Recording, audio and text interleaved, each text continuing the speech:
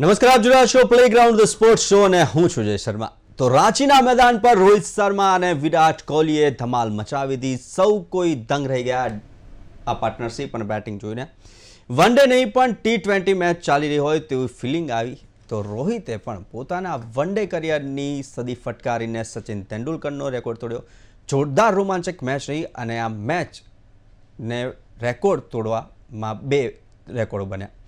તો બીજી તરફ રોહિત શર્માએ પણ અર્ધસદીની સાથે સૌથી વધુ સિક્સર ફટકારવાનો રેકોર્ડ પોતાના નામે કરી લીધો છે. ખરેખર મેચ રોમાંચક રહી અને કેવી રહી આ મેચ તે વિશે કરીશું ડીપલી ચર્ચા. અને ચર્ચા કરવા માટે આપણી સાથે સ્ટુડિયોમાં ઉપસ્થિત છે સ્પોર્ટ્સ એક્સપર્ટ અશોક મિસ્ત્રી. અશોકભાઈ, આપનું સ્વાગત છે. Thank you so much. અશોકભાઈ, ગઈકાલની પૈસા વસૂલ મેચ, રોમાંચક મેચ, જોરદાર મેચ જોવા મળી, તે વિશે કરીશું ચર્ચા. પણ તે પહેલાં જોઈએ એક રિપોર્ટ. તો આખરે રાંચીના મેદાન પર રોકોએ ધમાલ મચાવી દીધી. બંનેવે ભેગા થઈને 109 બોલમાં 136 રન કરીને તેમના અસ્તિત્વનો અહેસાસ ટીકાકારોને કરાવી દીધો.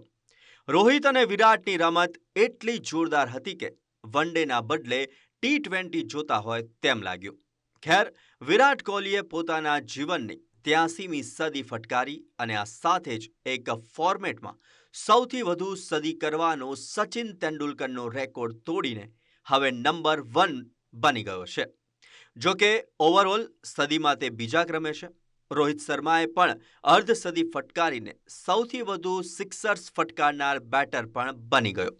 ભારતે પ્રથમ બેટિંગ કરતા 349 રન ખડક્યા અને સાઉથ આફ્રિકાને 350 રનનું ટાર્ગેટ આપ્યું.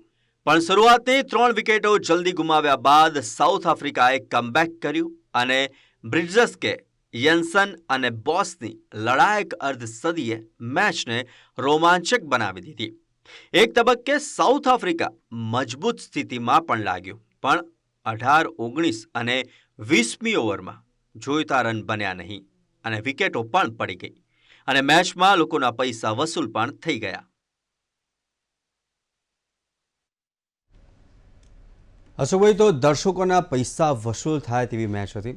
ચર્ચાની શરૂઆત કરીએ તો વિરાટ અને રોહિત સાચા અર્થમાં ક્રાઉડ પુલર ક્રિકેટર કહી શકાય, કેમ કે કાલે મોટા ભાગે સ્ટેડિયમ ફૂલ હતું તેમ કહી શકાય.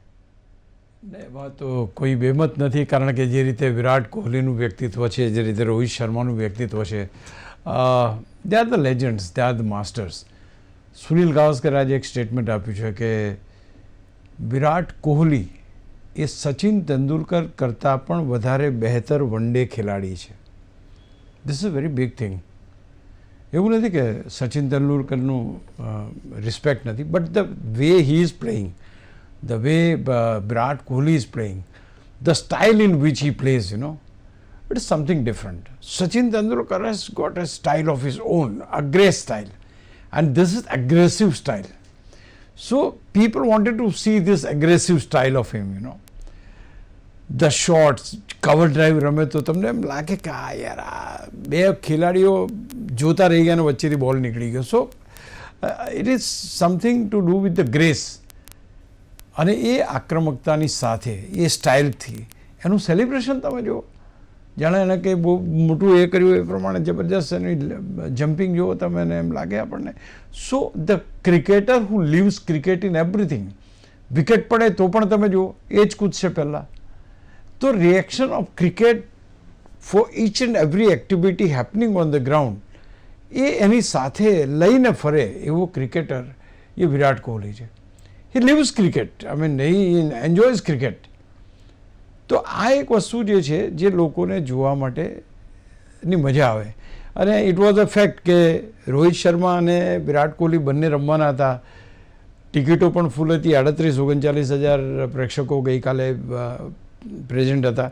અને ઇટ વોઝ લાઈક કે આપણે એમ ચોક્કસ કહી શકીએ આપણે કે ભાઈ 2-3 વર્ષ પછી શું, ધારો કે આ ખેલાડીઓ નહીં રમતા હોય તો શું, ક્રાઉડ પુલર કોણ, કોની મેચ, કોની ગેમ જોવા માટે લોકો સ્ટેડિયમ સુધી આવશે, તો એ થાય. પણ અહીંયા યસ, રોહિત શર્મા અને વિરાટ કોહલી બંને ખેલાડીઓ ક્રાઉડ પુલર છે, એમાં કોઈ બેમત નથી. The way Rohit Sharma has played and he is playing is fantastic. Any style છે ભાઈ, હિટમેન છે, છગ્ગા મારવાના છે, સર્વાધિક છગ્ગા મારવાનો રેકોર્ડ છે. તો પેલી બાજુ તમે જુઓ તો વર્લ્ડ નંબર 1 ખેલાડી બની ગયો વિરાટ કોહલી, વન ડેમાં સદીઓ ફટકારવામાં. સચિન તેંડુલકરના રેકોર્ડને એણે સરપાસ કર્યો. So there are plenty of things happen. અને તમે વિચાર કરો કે બીજી એક અગત્યની વાત એ થઈ કે જેઓ સદી કરીને પાછા આવતી વખતે ઇવન સાઉથ ઇન્ડિયન સાઉથ આફ્રિકાના જે ખેલાડીઓ છે એમણે એમની સાથે હાથ મિલાવ્યો. એટલે they were also just looking at the batting. એમના ખેલાડીઓની એના એક્સપ્રેશન જો તો દે વર એનાથી એમ ઓવરવેલ્મ થઈ ગયા કે યાર શું રમે છે આ માણસ. તો આઈ થિંક યસ જે ક્રાઉડ પુલર કહી શકાય. અને એ ક્રાઉડ પુલ કરવા માટે મેં તમને કહ્યું હતું ભાઈ પહેલાંના જમાનામાં સુનિલ ગાવસ્કરની બેટિંગ જોઈને પછી લોકો નીકળી જાય.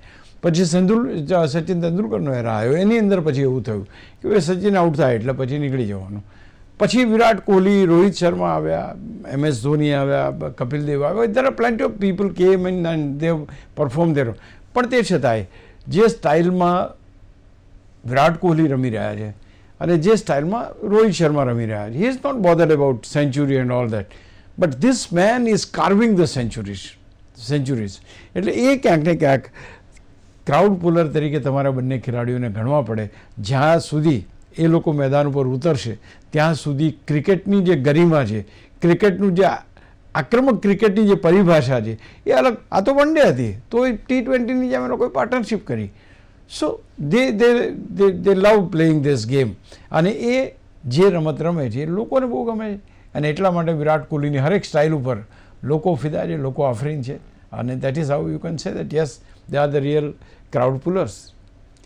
ભાઈ, વિરાટ રોહિતની 109 બોલમાં 136 રનની ભાગીદારી જોઈને વર્લ્ડ ક્લાસ પ્લેયર્સ રમતા હોય તેવું લાગ્યું. કેવી રહી આ જોડીની બેટિંગ અને વિકેટ વચ્ચેની દોડ? તમે જ્યારે અમુક બેટિંગ જુઓ, અમુક શોટ જુઓ તમે, તો તમને ગ્રેસ લાગે કે જે રીતના એક શોટ જે રોહિત શર્માએ માર્યો એટલો જબરજસ્ત સિક્સ મારી છે કે આપણને એમ થાય કે મર્સીલેસ કહેવાય ને જેને, દયા ના હોય એ રીતે ફરકા, એ રીતના એ શોટ્સ. આઈ થિંક આ બધા શોટ્સ નંબર 1 ઉપર અત્યારે તો રોહિત શર્મા છે, એનો રેકોર્ડ તો તૂટ્યો નથી. આફ્રિદી તો રિટાયર થઈ ગયા છે. ત્યાર પછી ગેલ છે, બહુ જ પાછળ છે. તો હું માનું છું કે જે પ્રકારનું ક્રિકેટ રમે છે રોહિત શર્મા એ એક અદ્ભુત છે. And that is he only plays that અને Virat Kohli, he has got his own style of playing as we discuss કે ભાઈ એની પાસે એક ગ્રેસ છે, એક પ્લેસિંગ છે. અને જ્યારે એકવાર સેટલ થઈ જાય, the most important part which is there with Virat Kohli કે 40-50 રન થાય એટલે પછી he is in a position to convert that into century. આટલી 83 સદી કે એમનામ થોડી વાગે છે ભાઈ. 83 સેન્ચુરીઝ ઓન ઓલ. આપણા સચિન તેંડુલકરની 100 સેન્ચુરીઝ છે. તો ક્યાંક ને ક્યાંક એમ કહી શકાય કે વિરાટ કોહલીની રમત જોવાની મજા આવે, અથવા તો એની જે સ્ટાઇલ છે, ગ્રેસ છે, એ બધાને જો તમે મૂકો તો ક્યાંક એમ કહી શકાય કે yes the way they are playing cricket, they are enjoying cricket. Actually they are not playing cricket, they are enjoying the cricket. જે શોટ્સ તમે જુઓ, ઇવન વિરાટ કોહલીને કેટલા બધા છગ્ગા એણે પણ માર્યા, ચોગ્ગા પણ એને માર્યા. તો આઈ થિંક આ બંને ખેલાડીઓનો જે તમે કીધું કે 109 બોલમાં 136 રન બતાવે છે કે દે આર ફિયરલેસ. એ લોકોની આ એકવાર સેટ થઈ જાય, એકવાર વન્સ દે આર સેટલ, તો પછી એમને કોણ બોલર છે અને કઈ રીતના બોલિંગ કરે છે દેટ રિયલી ડઝન્ટ મેટર. તો હું માનું છું કે આ જે રમત છે, આ આક્રમકતા છે, વન ડે હોય કે T20 હોય, ક્યાંક જે આપણને જોવા મળે છે અત્યારે, તો ખેર આપણને એક જ ફોર્મેટમાં જોવા મળી રહી છે, પણ એ આપણે અપેક્ષા એવી ચોક્કસ કરી શકીએ કે 2027ના વર્લ્ડ કપ સુધી આ બધી વસ્તુ આપણને જોવા મળી શકે.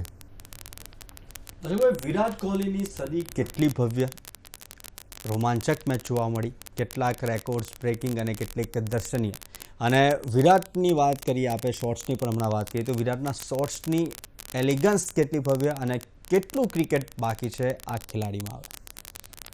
I'll go with the second question. Last question પહેલાં હું લઈશ કે ભાઈ કેટલું ક્રિકેટ બાકી છે આ ખેલાડીમાં.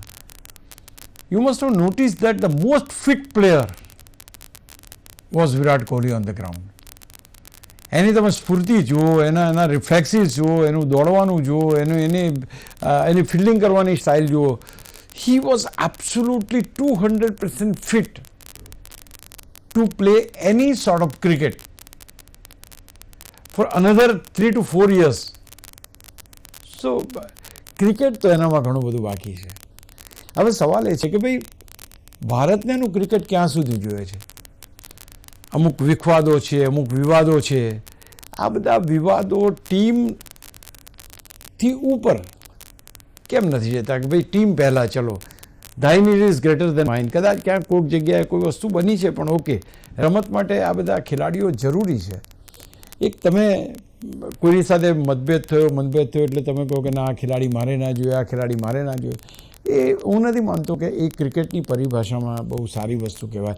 એની એલિગન્સ જો તમે, એની સૌથી મહત્ત્વની વાત તમે જો રનિંગ બિટવીન ધ વિકેટ જુઓ તમે, ધ વે એક રનને બેમાં કન્વર્ટ કરે, પહેલો રન ફાસ્ટ દોડવાનો, પ્રેશર ફિલ્ડર ઉપર લાવવાનું, સો everything goes in two that direction. એટલે હું માનું છું કે ઘણું ક્રિકેટ અને વિરાટ કોહલીમાં બાકી છે.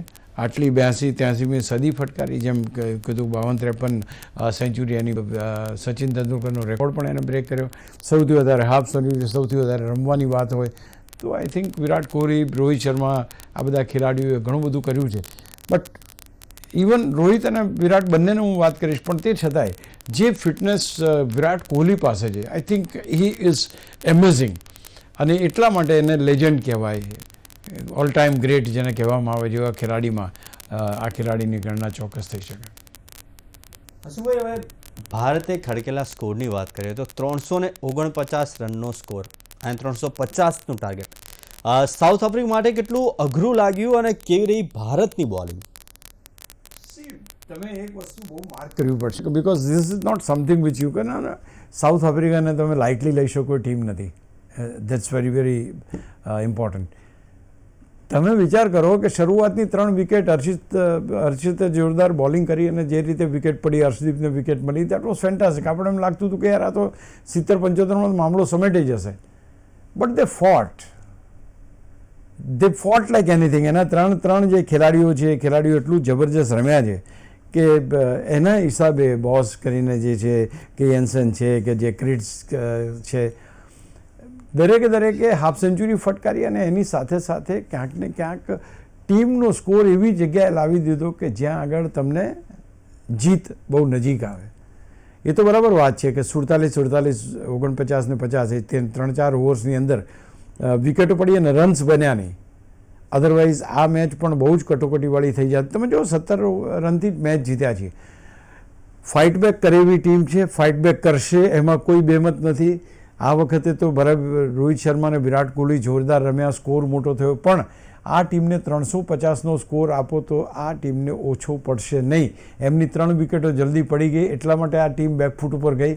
બાકી એમની પાસે એટલી તાકાત છે કે 350નો સ્કોર કરી શકે. એટલે હજુ જે આ શ્રેણીમાં જે the charm is still left out, હજુ છે કે આ શ્રેણીમાં બીજી વન ડેમાં કદાચ સાઉથ આફ્રિકા બાજી મારે અથવા તો they can come back very strong.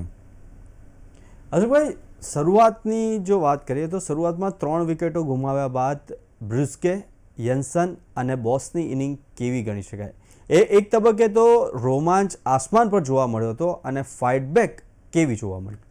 See that is what exactly I have sad કે ભાઈ એની જો 3 વિકેટો જલ્દી ના પડી હોત તો શું થાત? બરાબર છે. 3 વિકેટો જલ્દી પડ્યા પછીની જે સ્થિતિ છે, દે નો હાઉ ટુ. તમે બહુમાની એક ટેસ્ટની પેલી હાફ સેન્ચુરી તમે યાદ કરો, એમ લાગ્યું કે બધું પતી ગયું, ત્યાં suddenly he came out and he played great inning. અને એ ગ્રેટ ઇનિંગ એને 50 ઉપર 51-52 રન બનાવ્યા અને ભારત હારી ગયું. તો they know how to fight, they know how to પ્રહાર કઈ રીતે કરવો. I mean team is very strong, let me tell you યાર. મને આ ટીમના જે બેટ્સમેનો જે રમ્યા છે, ક્રિટ્સની વાત કરી કે તમે યેન્સનની વાત કરી, I mean whatever format you take, એ વન ડેની અંદર પણ જોરદાર રમે છે, ટેસ્ટ મેચમાં પણ યેન્સન જોરદાર રમે છે. તો they have got a fighters, અને ફાઇટર્સ ટુ દેટ એક્શન. 3 કે 4 ખેલાડીઓ તો હાફ સેન્ચુરી ફટકારી. હવે તમે વિચાર કરો કે એ છેલ્લી ગળી જો 1-2 ઓવરમાં આમ તેમ થયું હોત કે 1-2 સિક્સર વાગી ગયો તો મેચનું પરિણામ અલગ થઈ જાત. બીજું કે હવે એ પણ ખબર પડી કે 350 not enough total to be given to South Africa, they can fight back. તો એ પણ એક વસ્તુ છે કે તમારે મોટું ટોટલ મૂકવું પડશે. એટલે અહીંયા આગળ આખી ઓવરઓલ તમે મેચ જુઓ તો મેચનો રોમાંચ જુઓ, મેચની જે રીતે એનો પીછો કરવામાં આવ્યો સાઉથ આફ્રિકા દ્વારા, એ તમે જુઓ. તમને એમ ના થાય કે તમે કોઈ એવી એકતરફી મેચ જોવા બેઠા હતા. કોઈને એવું નહોતું લાગ્યું. છેલ્લી 4 ઓવરમાં તો એમ લાગ્યું કે ભારતના હાથમાંથી મેચ કદાચ નીકળી પણ જાય. બટ ખેર છેલ્લી 3-4 ઓવર બહુ સરસ પડી અને we have won the match. તો સાઉથ આફ્રિકા સામે ફાઇટ તો રહેશે ભાઈ. અશોકભાઈ, ફાઇટ તો રહેશે, પરંતુ હવે સ્કોરની વાત કરીએ તો પ્રથમ વન ડે જીત્યું ભલે, પરંતુ માર્જિન માત્ર 17 રનનું જ હતું. તો કેવી જશે શ્રેણી, રોમાંચ કેવો જોવા મળશે ને વન ડેમાં ફાઇટ તો જોવા મળશે ખરી ને? તમે બહુ સાચી વાત કરી, because South Africa is not the team who can let go the things. એમણે બહુ સ્પષ્ટ કીધું કે અમે અહીંયા જીતવા માટે આવ્યા છે, અહીંયા કંઈ પેલી ફ્રેન્ડલી મેચો રમવા નથી આવ્યા. So they know their intentions are clear, writing is clear on the wall. હવે સવાલ એ છે કે તમે ક્યાં સુધી કન્ટેન કરી શકો છો. એમને એ પણ ખબર છે બેક ઓફ ધેર માઇન્ડ કે 2 બહુ ખતરનાક ખેલાડીઓ ભારતની ટીમમાં આવી ગયા છે. એ રણનીતિ બનાવશે એમને આઉટ કરવાની, અને ત્યાર પછી એની જે ફાઇટ બેક કરશે. એટલે કહેવાનું તાત્પર્ય છે કે ટેસ્ટ મેચમાં જે રીતે રણનીતિ બનાવી, વન ડેમાં પણ એ પ્રકારની રણનીતિ બનીને ભારતને જબરજસ્ત ફાઇટ આપશે. શરૂઆતના તબક્કામાં રન્સ ના બન્યા તે છતાં પણ તમે જે શ્રેણીના રોમાંચની વાત કરી, એટલે પહેલી ટેસ્ટમાં જ્યારે ભારત હારી ગયું ત્યારે એમ થયું કે યાર ભારત તો બીજી મેચમાં તો કમબેક કરશે, કોઈ સવાલ નથી. બીજી મેચમાં પણ આપણને ના કરવા દીધા, કમબેક ના કરવા દીધું. તો they know the trick of the trade, અને એટલા માટે ક્યાંક ને ક્યાંક આ ટીમ એ રોમાંચક ક્રિકેટ લાવી શકે છે. ને at the same time 1 all બી થાય શ્રેણી, અને છેલ્લી મેચમાં રસાકસી થાય એવી આપણને મેચ. એક વસ્તુ ચોક્કસ છે, જ્યારે બંને ટીમો 300+ સ્કોર બનાવવાની ક્ષમતા ધરાવતા હોય તો 600 રન જોવાની મજા લોકોને ચોક્કસ આવે. અને એ જ ખાસ મહત્ત્વની વાત છે કે ભાઈ કોણ જીતે એના કરતાં કેવું ક્રિકેટ રમ્યા. તમે જુઓ ઇન્ડિયામાં રોહિત શર્મા અને વિરાટ કોહલી કેવું રમ્યા, ત્યાર પછી સામેના ખેલાડીઓ કેટલું જબરજસ્ત રમ્યા. સો લોકોને એ જોવું છે, લોકોને ચોગ્ગા છગ્ગા જોવા છે, લોકોને ક્લોઝ ફિનિશ જોવું છે. આઈ થિંક સાઉથ આફ્રિકા સામેની શ્રેણી એક નવા પરિણામો સાથે આવી શકે છે, ટુ બી વેરી પ્રિસાઇઝ. અશોકભાઈ, રોહિત અને વિરાટને લઈને એક મીટિંગ હવે BCCI કરવાની છે એવું જાણવા મળ્યું છે, પણ શું આ ખેલાડીઓને વર્લ્ડ કપ સુધી નિવૃત્ત જાહેર ના કરે તેમ કન્વિન્સ કરવા માટે હશે આ મીટિંગ? જો ભાઈ, એટલું બધું અત્યારે પરિસ્થિતિ ખરાબ છે. હમણાં જ હું એક ડ્રેસિંગ રૂમનો રિપોર્ટ વાંચી રહ્યો હતો કે એક ખેલાડીઓ એમ કહ્યું કે અમારે તમે હો ને અમારે પ્રેક્ટિસ કરવી છે. તો એમણે કહ્યું કે ભાઈ મેસેજ ના મોકલો, તમે રૂબરૂ વાત કરો. મીન્સ પરિસ્થિતિઓ કોચ અને ખેલાડીઓ સાથે એટલી સારી નથી. એટલા માટે BCCIએ પગલું ભરીને ક્યાંક એક થોડીક એડવાન્સ જવા માગે છે કે ભાઈ આ બંને ખેલાડીઓને વર્લ્ડ કપ સુધી રિટેન કરવા હોય તો શું કરવું. આજે ધારો કે આમાંથી કાલાવા રૂટીને જો એ લોકો જાહેર કરી દે કે અમે નથી રમવા માગતા, તો યુ કેનોટ ડુ એનીથિંગ. તો હું માનું છું ત્યાં સુધી આ અગત્યનું છે કે BCCIને પણ એમ લાગ્યું હશે કે સડનલી ક્રિકેટ એકદમ ડાઉન આવી જાય એવું ના ચાલે. ટેસ્ટ મેચમાં આપણે હારી ગયા ઠીક છે, વન ડેમાં તો આપણે કમસે કમ વી શુડ ટ્રાય એન્ડ એ છે T20 છે, આ બધા ફોર્મેટ તો આપણા ફોર્મેટ છે. તો એમાં દિગ્ગજો કોણ છે? તમે કાલની મેચના દિગ્ગજો જુઓ તમે તો તમને રોહિત શર્મા અને વિરાટ કોહલી જ લાગે.